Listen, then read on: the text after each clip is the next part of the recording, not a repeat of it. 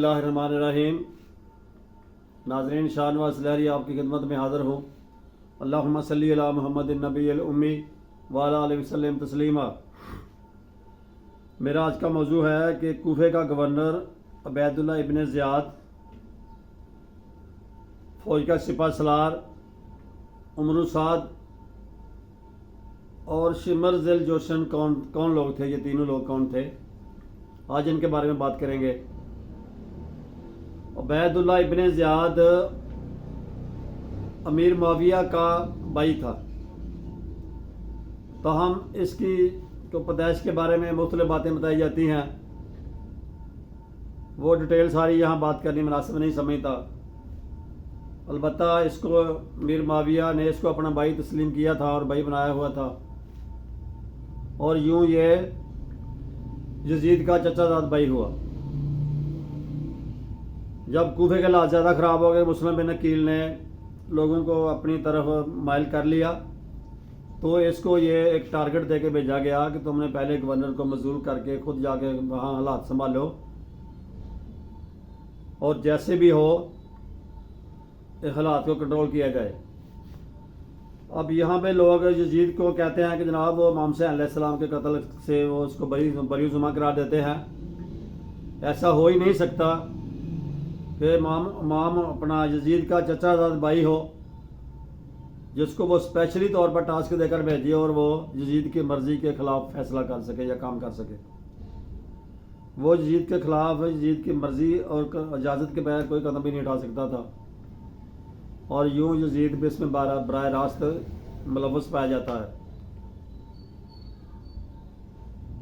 اب دوسرے نمبر پہ آتا ہے عمرو سعد۔ عمرو سعد جو سپہ سالار تھا شامی فوج کا، 22,000 فوج جو کوفے میں میدان کربلا میں جس نے امام حسین علیہ السلام کا مقابلہ کیا اور اہل بیت کو شہید کیا، وہ ساری کی ساری آرمی کا وہ کمانڈر تھا، سپہ سالار تھا عمرو بن سعد۔ عمرو بن سعد کون ہے؟ یہ سعد بن ابی وقاص جو عشرہ مبشرہ میں جن کا شمار ہوتا ہے، بڑے عظیم صحابی، نبی پاک کے بڑے معتبر اور بڑے اپنا مخلص صحابی اور عظیم جرنیل جن کی قیادت میں کئی علاقے فتح ہوئے ہیں، ان کا بیٹا تھا یہ۔ لیکن اس بدبخت نے عاقبت کی بجائے دنیا خریدی اور اپنی عاقبت بھی خراب کر لی اور دنیا بھی خراب کر لی، اور قیامت تک کے لیے لعنتی شمار ہوا۔ اس کو عبید اللہ ابن زیاد نے لالچ دیا تھا۔ پہلے یہ سپہ سالار تھا ان کی آرمی کا، اس کو لالچ دیا کہ ایک رے کا علاقہ ہے عراق میں، بڑا سا سبز و شداب اور وسیع و عریض علاقہ تھا، کہ اس اپنا حالات کنٹرول کرنے کے بعد آپ کو وہاں کا گورنر بنا دیا جائے گا، اور یوں اس نے لالچ میں آ کے اپنی عاقبت بھی خراب کر لی، اور جتنی فوج تھی وہ تقریباً 22,000، اور ساری کا ساری سپہ سالار یہی تھا، اور اس نے امام حسین علیہ السلام کو اپنے گھیرے میں لیا ہوا تھا کربلا کے میدان میں۔ تو شمر ذیل جوشن جو ہے، یہ شروع میں حضرت علی کے سپاہیوں میں تھا۔ حضرت علی کی شہادت کے بعد، رضی اللہ کی شہادت کے بعد، یہ شامی فوج میں چلا گیا۔ بڑا چاتر اور چاپلوس قسم کا آدمی تھا۔ یہ عبید اللہ ابن زیاد کے بڑا قریبی ساتھیوں میں شمار ہوتا ہے۔ جب مسلم بن عقیل نے وہاں پہ اپنے کوفے میں کافی لوگوں کو اپنا پیروکار بنا لیا، تو اس کو ٹاسک دیا گیا کہ آپ کو سپاہی سے اس کو کمانڈر بنایا عبید اللہ ابن زیاد نے، اور اس کو مزید لالچ دیا گیا بڑا عہدہ دینے کا، اور اسی نے ہی مسلم بن عقیل کی جاسوسی کر کے اس کو پکڑایا تھا، ان کو شہید کروایا تھا، ان کے بچوں کو شہید کروایا تھا، اور پھر 4,000 کا گھوڑ سواروں کا لشکر دے کر، ایک دستہ دے کر اس کو عبید اللہ ابن زیاد نے کربلا کے میدان میں بھیجا۔ اس بدبخت نے آتے ہی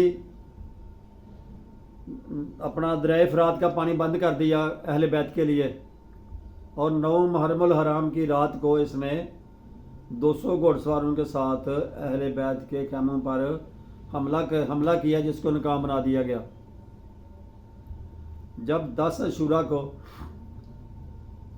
مقابلہ شروع ہوا، جنگ شروع ہوئی، تو ایک آدمی امام حسین علیہ السلام کی طرف سے جاتا تھا، ایک ادھر سے آتا تھا۔ امام حسین علیہ السلام کے آدمیوں نے کوفیوں کو مارنا شروع کر دیا، ان کی آرمی کے سپاہیوں کو، فوج کو قتل کرنا شروع کر دیا۔ تو اسی بدبخت نے شمر ذی الجوشن نے ہی اعلان کیا تھا کہ یک بار کی پوری فوج حملہ کر دو، یہ تھوڑے سے آدمی ہیں، اگر اکیلے لڑتے رہیں گے تو یہ تو ہماری ساری فوج کو مار دیں گے، اس لیے ان پہ یک بار کی اکٹھا حملہ کر دو تاکہ ان کو جلدی ہم اس طرح ان کو ختم کر دیں۔ اور یوں اس نے اکٹھا پوری آرمی کا حملہ کروا دیا تھا۔ جب امام حسین علیہ السلام شہید ہو گئے، گھوڑے سے نیچے گر گئے، تو اسی بدبخت نے آگے بڑھ کے امام حسین علیہ السلام کا سر جسم سے جدا کیا تھا، اور آپ کے سر کو نیزے پہ اس نے رکھ کر عبید اللہ ابن زیاد کے پاس لے کے گیا تھا، اور وہاں سے کہتے ہیں کہ یزید کے دربار میں یہ گیا تھا قافلے کے ساتھ۔ اس نے بھی اپنی عاقبت خراب کر لی اور قیامت تک کے لیے لعنتی شمار ہوا۔ سن 66 ہجری میں مختار ثقفی نے جب شہیدان کربلا کا بدلہ لینے کا اعلان کیا، تو اس نے اس کو ایک مختار کی ساتھیوں میں اور اس کے ساتھیوں میں جنگ ہوئی، جس میں اس کو قتل کر دیا گیا، اور مختار نے اس کا سر جسم سے جدا کر کے اس کو نیزے پہ رکھا اور پورے کوفے میں اس کا منہ کالا کر کے چکر لگوایا، اور اس کا جو جسم تھا اس کو اس نے کھولتے ہوئے تیل میں روسٹ کیا، اور بعد میں اس کے جسم کو کتوں کے آگے باہر پھینک دیا، جو کتوں کی ضیافت بن گئی، اور یوں اس کا سارا جسم کوفے کے 12 کتے کھا گئے۔